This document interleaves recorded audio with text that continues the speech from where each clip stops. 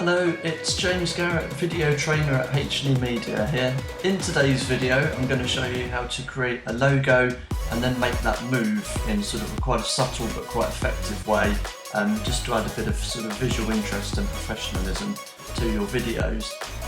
So what you need to do first of all is create a background or a colour mat. So in order to do that, this is Blue Peter moment, one that I've already done, but what you need to do is go down here to new item, click on colour mat, click OK, and then just scroll through and pick a colour that you would like to have as your background. So we're just going to go with that for the time being, and we're going to call it something obvious, and then you pick it up, drag it onto the timeline. There you go.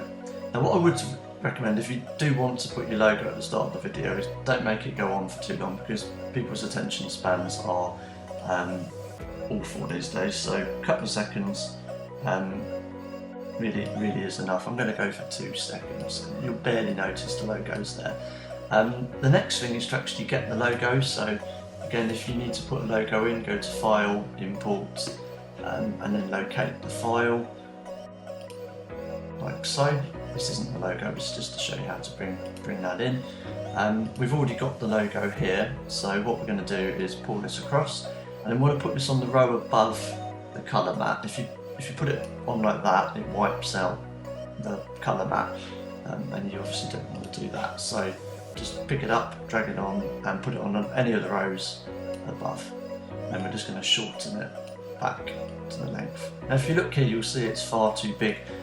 This is a PNG file, and it's a huge graphic. It's deliberately big, so we can use it on all sorts of different things. So first of all, you want to shrink it down. So click on it, and then click on the effects control that appears at the top.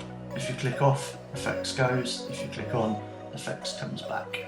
So first of all, we're just going to sort of scale it down a bit. The mistake people often make is, I see videos that people have obviously made themselves with the logos like that.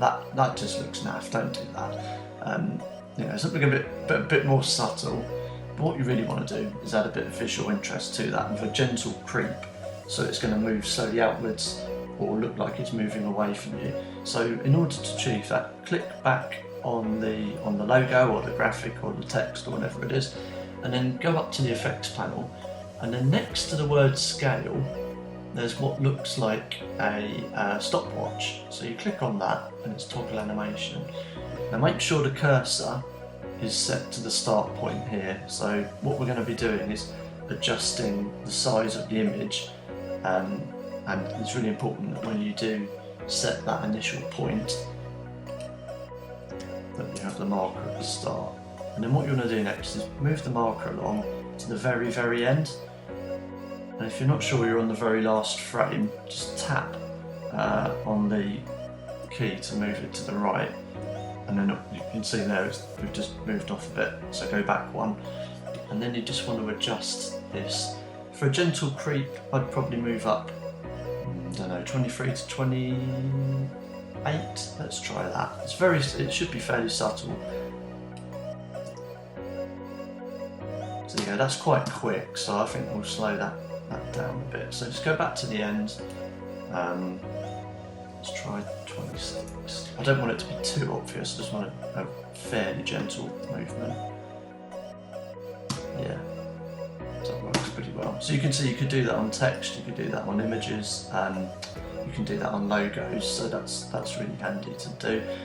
If you want to reverse that, then you'd literally just make the number bigger at the start. Obviously, as before, scroll the cursor through to the very last frame.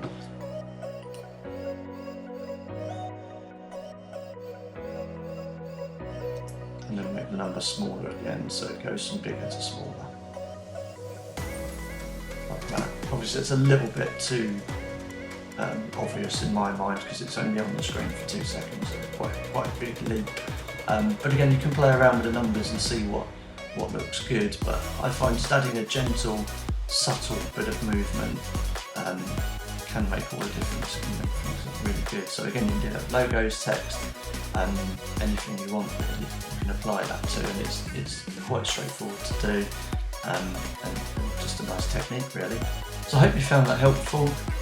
Join me on the next video for more hints and tips on video editing.